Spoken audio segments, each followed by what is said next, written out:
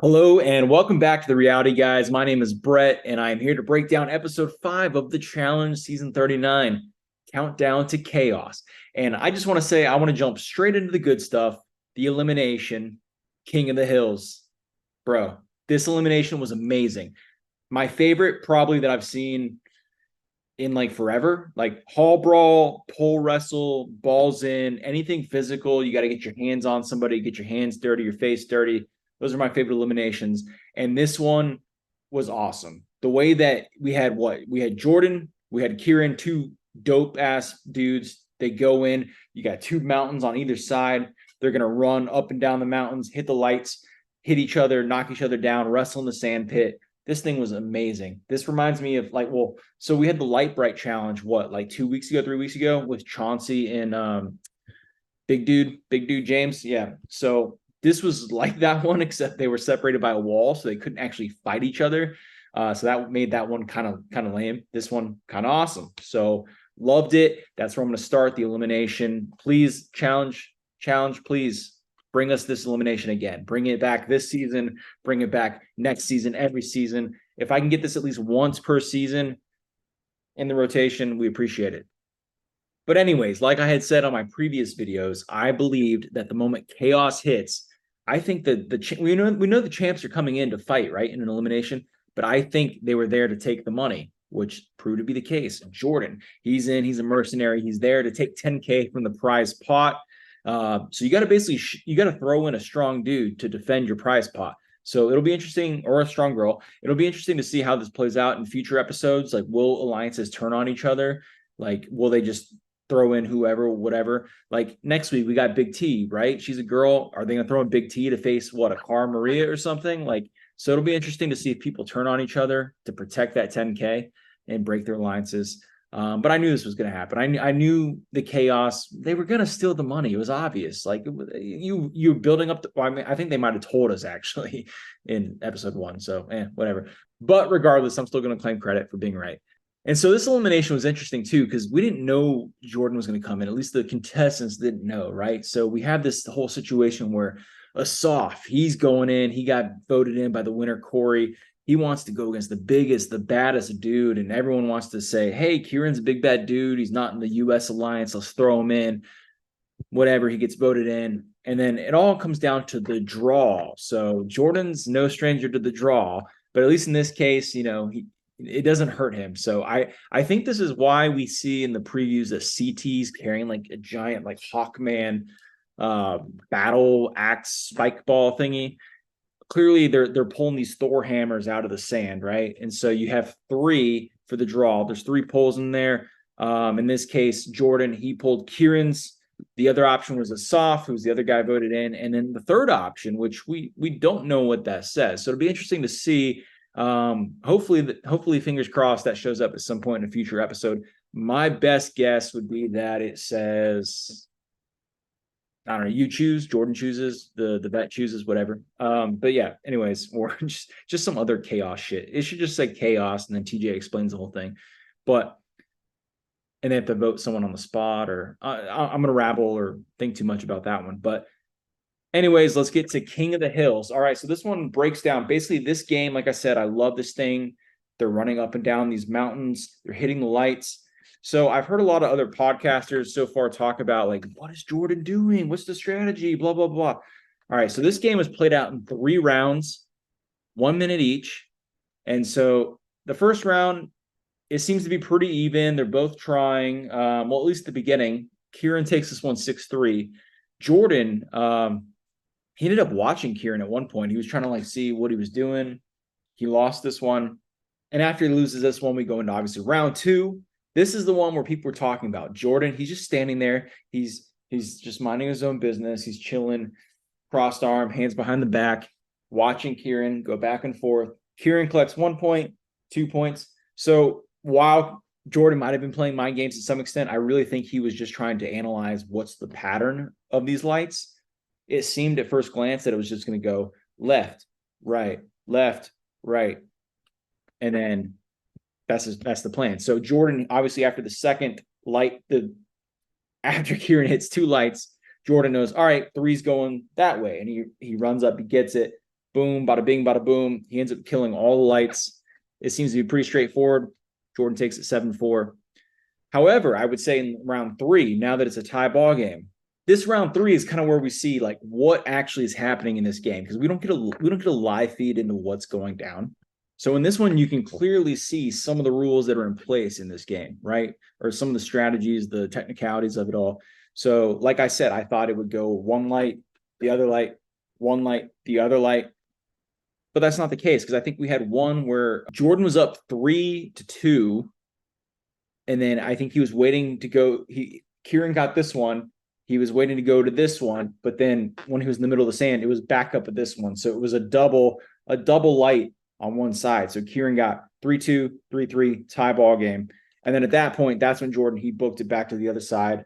And he goes up and he chills. He's in this round, he's waiting on the buttons. He's waiting to tap the button, right? Which is really smart, because basically if you don't tap the button, the next one's not going to light up. So like if you run up there, block it, whatever, this guy's not following you, you can just chill. Because at the end of the game, at the end of the round, you just got to be up by 1 point. So Jordan, he was laying and praying like a shark, like he claimed, waiting for the right moment to hit the button. The timer runs out.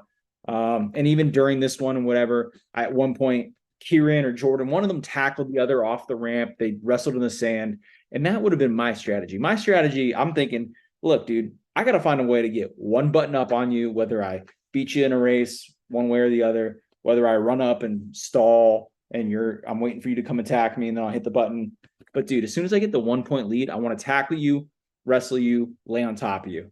Unfortunately, that's, even though it's a minute, that seems to not be okay with the challenge gods or with TJ, because he did blow the horn at one point because they were getting a little frisky in the sand, and he even within that 1 minute, he had to stand him up and they had to reset.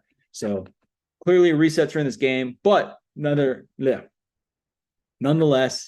this is like on the top of my list now. It's one of my favorite eliminations. They've been introducing so many eliminations throughout every season, all these seasons I've been watching recently, and like there's just a lot of them are big misses and they never come back. Hopefully this one, King of the Hills, is here to stay. I absolutely loved it.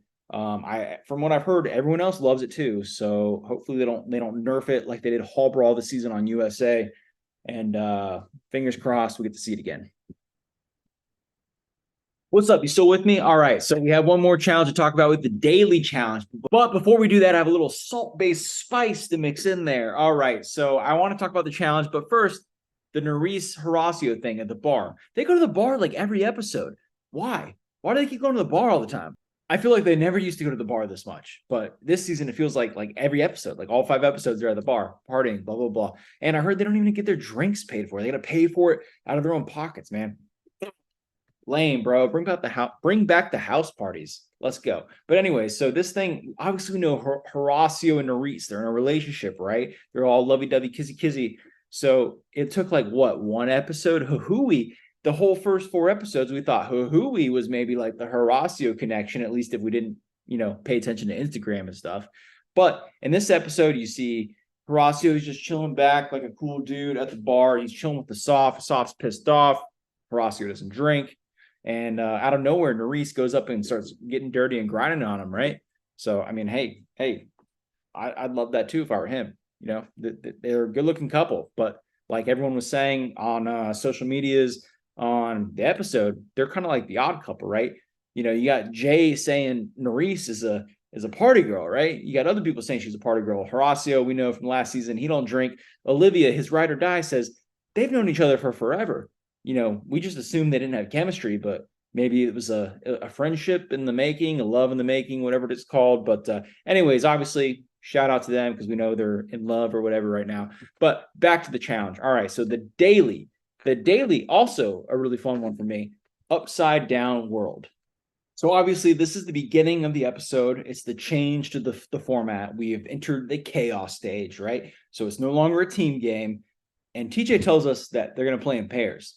So they're going to play in pairs, and it's going to be random. So we have basically the girls and the guys. TJ starts pulling names out of a hat, matches them up. Bada bing, bada boom. That's who you get. That's the pair. Only one pair is going to be safe, right? He did say it was a guy's elimination. I don't know if he said that before or after they played, but anyways, one pair safe, but guys elimination. Keep that in mind, back of your brain. So the goal of this game is you're riding on a semi-truck. You're spinning in one direction, windmilling over and over. You want to rip rings off the top. You want to throw them down on a pole. You want to throw them down into the yellow zone. Not all poles have a yellow zone, which is important. But the pole itself is 10 points. The yellow zone is 5 points. So obviously going last makes the most sense. Like in any game, you get to see people fail, people do stupid stuff. You get to figure out what makes the most sense. James, he called it out. I felt like him and a few others were in like slow-mo spinning around. You got to stay calm, cool, under pressure. Grab as many rings as you can. Just slowly spin around the thing.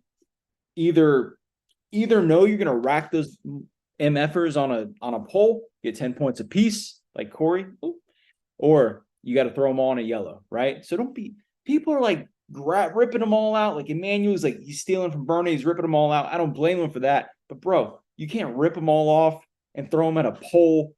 Shitty aim. The pole ain't even yellow. So even if you miss, you're not getting any points. If you're just randomly throwing at a pole, there's no yellow, no bueno. You suck. You suck at this game. Try again. But anywho, Corey and Raven, the unlikely duo, the two people with a name in everyone's mouth, they take the W. I have a screenshot of Corey. He basically rips a bunch of poles, or rips a bunch of rings, throws them on a pole. The rest of his rings he gets on a yellow. That's how you do it. That's how you win the game. He's got the long, Jay said, long Inspector Gadget arms. Woo, extendo. Anyway, with great chaos power comes great responsibility. And Corey, he shat the bag. We obviously get a little lead up. So Corey and Raven, they do a little deliberation. They're in the power seat, the hot seat. They get to pick one guy. They're trying to figure out who to put in, who do they not like. They decide to settle on a soft, right? So it is not a soft landing for him because he gets pissed, bro. He's mad. He was saying, oh, Corey's my BFF. I love this guy. Oh, I'm going to kiss him, blah, blah, blah. So Asaf's mad, right? He's in the USA Alliance. I don't really know what their deal is. I've heard Challenge cast members talk about like, bruh, like we didn't know you were boys. Like no one knew you were boys. Corey didn't know you were boys. Asaf, I think he's just trying to milk shit up in the camera in the confessional room or whatever. Obviously, we know he's tight with Jay. Jay barks back in a confessional saying like, oh, how you put my boy in? It's like, Jay, nobody knew you and Asaf were even boys to begin with. So it seems like Asaf, he's clearly on the bottom. He's trying to be friends with everybody, even if it's in the USA Alliance. However, when I had a little more time to think about it, sit back and relax, bro, like, why didn't you put in James or Callum? Because they're also, not your boy. They're in the bottom. They're on the UK side. So it didn't make a ton of sense that once again, a USA guy targets a USA guy, I guess, a USA guy. Raven, people are doubting her again because they're targeting Asaf. He's part of whatever weird crap alliance thing they got going on. But bro, Asaf, Corey, you guys have known each other 2 weeks apparently, so whatever. It is what it is. But hopefully we get to see some excitement from that in the next future episodes. Hopefully they get to bark at each other, whatever, throw each other in. I want to see all these alliances blow up, bro. Like, screw these alliances. These alliances are for Survivor, not the challenge. Get the F out of here, man. Okay? All right, thank you. The one more little piece thing I have from this, though, is Michelle Fitzgerald, obviously a Survivor winner. We give her big props for that. The challenge she's not so good at. Michelle, though, has a freaking tremendous social game. And she's smart, too, because she was thinking, look, I'm partnering with a soft. Corey's my number one guy. Jay's my number one, whatever. She's with Corey, right? So Corey basically throws a soft in. That means Michelle might have to bite a bullet in the end because we don't know if it's a guy-girl elimination or just a guy elimination. So she's super PO'd at Corey, her boy. And I don't blame her. I didn't think about it. I didn't think about it watching the episode. Corey didn't think about it. He realizes he might have screwed Michelle. She's upset, biatchin', whatever. Turns out it doesn't matter at the end of the day. But I do like that they included it because we need the drama, man. We need the drama. We need the chaos. We don't know what's about to happen. I mean, it could have been a girls' elimination. She's very wise to think that. And you know, she's still good. So we know how the format's playing out.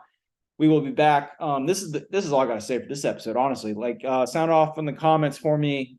Come on, please. Say something, communicate with me. I'll reply back, probably, hopefully. I will. Okay, I promise. And yeah, dude, I look forward to next episode. Hopefully we can get Kevin, Mr. MIA, back on the challenge, talk about it.